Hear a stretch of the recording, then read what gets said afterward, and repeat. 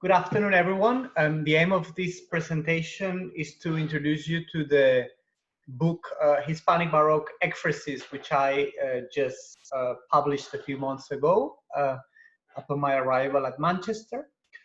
For those of you who may not be familiar with the term ekphrasis, this just means a poetic description. So this is a book about poetic descriptions in the transatlantic Hispanic world of the 17th century. And in the undertitle you have the three names of the three poets on which I have been focusing. So let me tell you a bit more about each of them. I will move my image here. So basically, this is my corpus. These are the three poets on which I was working for several years during my PhD. And then later on, while expanding my PhD to produce this monograph that I'm presenting today. The first of these authors is Luis de Góngora. Góngora is considered one of the most important poets of 17th century Spain. And he authored in the early 17th century this work entitled Soledades or Solitudes, which is considered arguably the most challenging, one of the most difficult and challenging poems in Spanish literature. And it was a seminal work because Góngora developed a very peculiar style of writing that was imitated by countless poets in Spain, but also on the other side of the Atlantic. And this is precisely what I have explored in my monograph. Hernando Domínguez Camargo, the second author, was a Jesuit who was born and raised in viceregal or colonial Peru, and more particularly in the area that today would be the state of Colombia. And interestingly, he used Góngora's style in order to write an epic poem, a very long epic poem about the life of Ignatius Loyola, the founder of the Jesuit order. And finally, the last author of my corpus is Sor Juana Inés de la Cruz. This is a Mexican nun who lived in the second half of the 17th century. She's considered the first feminist or proto-feminist in Latin America, and she's also the most important poet in the 300 years of colonial Latin American literature. In the mid-1680s, she authored this poem, Primero Sueño, First Dream. This is a philosophical poem about epistemology, about the human limitations in the acquisition of knowledge. And again, she used Góngora's style, poetic style, in order to produce such work. So if you want to have a bit more detailed information on the book, this is the index of the book. So you can see there are three parts, and each part has two chapters. And so the first two chapters are devoted to the landscape and the seascape in the Soledades of Góngora. This is a poem which is not based upon a plot, but rather on a series of descriptions of nature.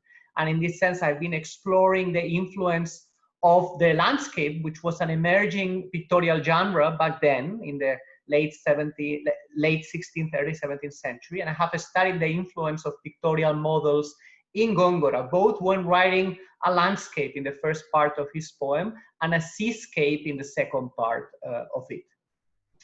Then the second part of the book explores Camargo's poem about Ignatius Loyola. And in this respect, I'm interested in what I call the diglossia, this tension between the artistic and the theological goals of the poem. In the sense that Camargo is a Jesuit who's writing in the context of the Counter-Reformation, so he has a very clear religious agenda. For instance, when writing a crucifix in this is what I explained this in chapter 3, he follows very closely the advice of art theorists of the Counter-Reformation, such as Paleotti from Italy.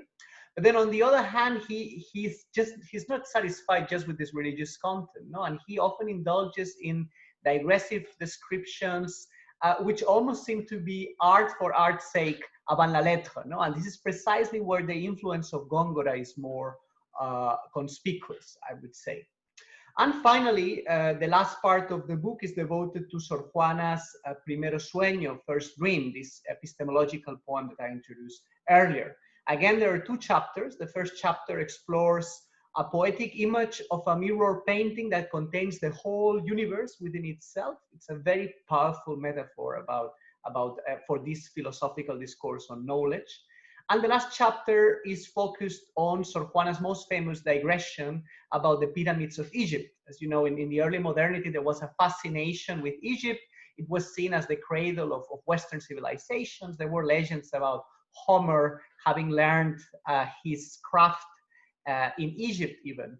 And Sor Juana is building on that tradition. Now, interestingly, Góngora had written lines about Egypt and the pyramids as well in his Solitude. So clearly, this is another example of Góngora's influence in her literature. And finally, just so that you can see like an image of the geography of the book, we have here on the right, of course, Luis de Góngora, who is the founder of this poetic style that we call in Spanish Gongorismo or Gongorism. And then Góngora died in 1627, and the same year he died, it's the year in which his works were published for the first time. And then there was a thriving book trade between Spain and Latin America. So his books circulated all around South America and also in North America, in Mexico. So in colonial or viceregal Peru, this is the place where Hernando Domínguez Camargo, the Jesuit, read his works and spent decades of his life creating this long poem about Ignatius of Loyola, in which he uses many of the tropes and techniques of his master, Góngora. And then later on, in the late 17th century, when Gongorism was already on the wane in Spain, we have this very last fruit of the movement in Sor Juana Inés de la Cruz writing her Primero Sueño, or First Dream, from Mexico. I would like to conclude with another idea, which is that, of course, in this transatlantic Hispanic world, the influence doesn't just go one way from Spain to the Americas, but also from the Americas to Spain, in the sense that these two poets wrote their works in Latin America, but then they sent the manuscripts to Spain, and they both published in Spain. And particularly in the case of Sor Juana, she was widely read and acclaimed in Spain. No? So I think this is a very important point to highlight, that the influence goes both ways from the very beginning. And this is everything. This is all I wanted to say about my book. Thank you very much for your attention. And now I will be very happy to answer any question you may have.